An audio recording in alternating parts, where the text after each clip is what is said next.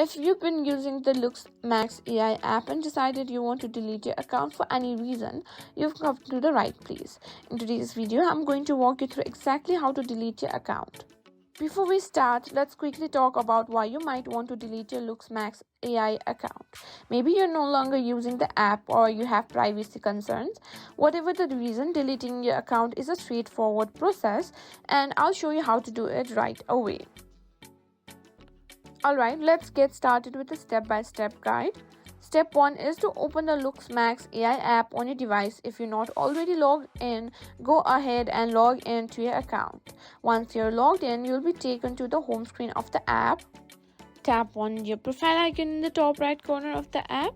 This will take you to your account settings. From here, you'll be able to access your account settings. Scroll down to the bottom of your account settings page. Look for an option called account settings or something similar. There you can simply scroll and find the option that says delete account or close account. Tap that option to proceed.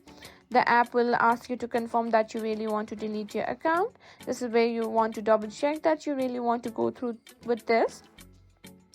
After confirming, you'll get a notification saying that your account has been scheduled for deletion. And that's it. This is how you simply delete the LooksMax AI account.